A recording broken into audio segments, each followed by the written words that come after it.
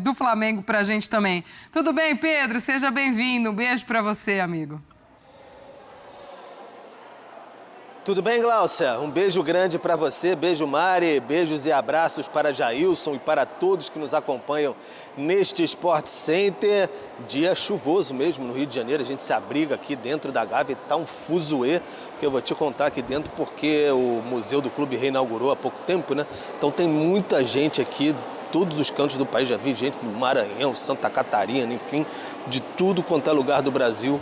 Passa por aqui, dá um abraço para a rapaziada da ESPN, então sempre muito legal ver esse momento. E configura na expectativa, né, de que a torcida está para esse Flamengo para o restante da temporada. Voltou bem, 4-0 sobre a Chapecoense, e domingo tem um retorno ao Maracanã, enfim, depois de todo esse longo período de paralisação. Os ingressos quase lá para esgotar, o pessoal está muito empolgado nesse sentido de ver o Flamengo no jogo contra o São Paulo, 18h30.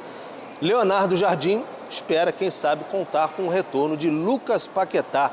Ele que sofreu aquela lesão muscular e ficou fora até de alguns jogos na Copa do Mundo, né? Foi desfalque com o Ancelotti. Ele pode voltar, está se recuperando mais na fase final. O Léo Ortiz também faz alguns trabalhos de campo. E o Luiz Araújo, que tomou uma senhora pancada, traulitada mesmo, no jogo amistoso contra o Olímpia, no Mané Garrincha, questão no joelho, talvez demore mais um pouquinho. Mas o Arrascaeta pode ganhar uma minutagem maior, enfim, o Flamengo com boas perspectivas aí para a sequência da temporada. Precisa, claro, se aproximar do Palmeiras, secar o Palmeiras e fazer a sua parte. Distância agora de 7 pontos, mas o Palmeiras tem um jogo a mais. O Flamengo tem aquele jogo atrasado contra o Mirassol por conta da Recopa Sul-Americana, enfim, lá atrás. Sobre a Almada, Flamengo conversando os detalhes finais, aquela boca no papel, né? Colocar o acordo de boca no papel, ver como é que vai compactuar a questão das parcelas para o jogador, um pouco acima de 20 milhões de euros pelos 50% de direitos que pertencem ao Atlético de Madrid. A expectativa é de que representantes do jogador já cheguem em breve ao Rio de Janeiro e quem sabe na próxima semana o Almada possa ser liberado para deixar a Argentina e vir para o Rio de Janeiro, faz aquelas questões de praxe, exames, quem sabe, etc. Então o Flamengo confiante e ainda trabalha por mais 2 contratações para dar ao técnico Leonardo Jardim. É isso, Gláucia, fico por aqui, devolvo para você.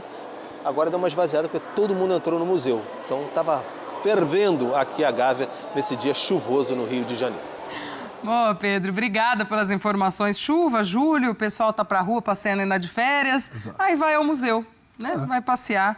É isso, vai ao museu. Pedro Henrique Torre também, se não tiver mais compromisso, pode passear ali no museu, aproveitando que já está lá. Flamengo, que nessa rodada de Campeonato Brasileiro enfrenta o São Paulo. Vamos dar uma olhadinha nos momentos das duas equipes? Um comparativo aí de Flamengo e São Paulo, o recorte invertida dos últimos 9 jogos do Brasileirão. O quê? É a tela invertida. Espelhada. Espelhada ali, ó. 6 vitórias para um lado, 6 derrotas para o outro lado. Bem observado. 2 empates e uma derrota para o Flamengo e uma vitória para o São Paulo.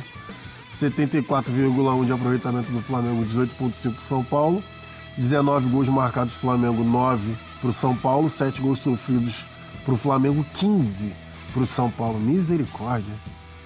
Que situação, né? De rendimento, quando ele vê que a partida já saiu das mãos dele. O próprio Dorival passou por isso, mesmo sendo campeão de Copa do Brasil. Então, acho que esse é o grande desafio, né? Você tentar montar uma equipe equilibrada com esse meio de campo de Marcos Antônio, Pablo Maia, Bobadilha, Luciano, Caleri, enfim. Mas conseguir manter um São Paulo vivo durante 90 minutos. Né? Até ontem a gente falou, quando demos também a derrota do São Paulo nessa rodada de meio de semana, né? E que momento para enfrentar esse Flamengo, né? Sem vencer 6 jogos dentro do Brasileiro, já nessa crise, com pressão de torcida, o Dorival tendo que ajustar tanta coisa dentro do time, né? Com esse cobertor super curto e pegando esse Flamengo nessa volta, né? Nesse pausa aí, já vem mais descansado, também com todo mundo ali bem fisicamente à disposição. Recuperando para o Jardim e tudo mais. Então, que momento para esse São Paulo delicado enfrentar esse Flamengo que segue, já voltou muito bem também, né? complicado. Além de tudo isso, um enfrentamento desse tamanho justo agora. E o fator Arboleda. O fator Arboleda e o Arrascaeta também voltou. Isso está me lembrando aquele jogo que acho que foi a estreia do Crespo, né? Do retorno dele.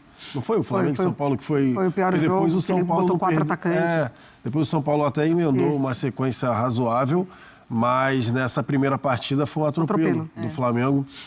E tá me lembrando, o cenário, né? Verdade. Pré-jogo, tá me lembrando justamente essa partida, porque também é Maracanã lotado, a torcida empolgada, o Flamengo acabando de vir de uma goleada, os jogadores importantes da equipe voltando, uma estrutura de jogo. Porque, por exemplo, se com o Leonardo Jardim tem o Samuel Lino, que está flutuando dos dois lados, está conseguindo entregar pelo lado esquerdo, e quando está o lado esquerdo ocupado, ele vem pelo lado direito também, está conseguindo entregar, inclusive na intertemporada ali, quando um dos melhores jogadores do Flamengo, no lado de São Paulo você vê um time torto, a gente já falou isso aqui, você tem o Arthur pelo lado direito, trazendo para dentro, mas do lado esquerdo você tem dúvidas, porque o Marcos Antônio não é ponta, o Marcos Antônio vai fazer por ali aquele ponta armador, né, que a gente estava falando ontem, um time torto pelo lado direito, fora a troca de passes. Então, assim, para mim, até agora, o São Paulo não conseguiu se recuperar do modelo de jogo que tinha com o Crespo, né? Tinha um modelo de jogo com os 3 volantes, né? Os 3 jogadores de meio campo, uma dupla de ataque e um jogador chegando por trás. O Luciano, o Lucas Moura, né, estava nessa tentativa de ser esse cara também, mas agora se machucou novamente. E ali, quando chegou o Roger, tentou com o Ferreirinha. Só que o Ferreirinha, pela ponta esquerda, tecnicamente também não entregando tanto. Então, para mim, até agora, ainda está refém daquele São Paulo com os 3 jogadores de meio do Crespo, e agora o Dorival vai tentar equilibrar essa equipe, principalmente a ausência de um jogador que faça esse corredor pelo lado esquerdo. O sacode para o Flamengo foi quando ele colocou 3 zagueiros. Foi, né? Foi. Falei 4 atacantes, mas era o esquema com 3 zagueiros. A gente vai entrar na 20ª rodada, segundo turno de Campeonato Brasileiro chegando, e o Ricardinho Spinelli já chegou, está aqui com a gente. Pessoal, e notícias aqui do Thiago Almada. Após disputa da Copa do Mundo, na qual foi vice-campeão com a Argentina, o Thiago Almada, viajou até a província de São João, na Argentina, para pagar promessa em santuários locais. Thiago Almada se encontra nesse momento na Argentina, pessoal. Provavelmente ele estará vindo aí para o Rio de Janeiro esse final de semana. Lembrando que o Flamengo já tem um acerto também com os empresários. Eles farão uma reunião esse final de semana para estar acertando aí os últimos detalhes para o Flamengo tá fechando aí com o Thiago Almada, baita reforço no Flamengo. Deixa aqui nos comentários, quero muito saber a opinião de vocês em relação a essa contratação aí do Flamengo, se vocês gostaram, se vocês preferiam outro jogador. É muito bom aí saber a opinião de todos vocês. Lembrando, que o Thiago Almada deu sinal verde, aprovou aí a proposta do Flamengo, um projeto esportivo apresentado pelo Flamengo, tornando o clube carioca sua preferência após não receber propostas desejadas do futebol europeu. O Thiago Almada esperou por bastante tempo, uma proposta aí do continente europeu. Não chegou nenhuma proposta e o Flamengo acabou aí fechando com o jogador. Aí os próximos passos, com o aceite aí do jogador, a diretoria busca fechar o acordo financeiro com o Atlético de Madrid, detentor dos direitos econômicos de Almada, e aguarda a chegada do empresário do atleta ao Rio de Janeiro para reuniões com o dirigente José Boto. Então é isso, pessoal. Flamengo aí, finalizando essa proposta aí do Thiago Almada, e pode ser que na próxima semana aí o jogador seja anunciado pelo Flamengo. Então é isso, galera. Não se esqueça de se inscrever no canal para estar fortalecendo, porque aqui a gente sempre traz as notícias mais atualizadas aí do Mengão. Não se esqueça de deixar aquele like. Fui e até a próxima.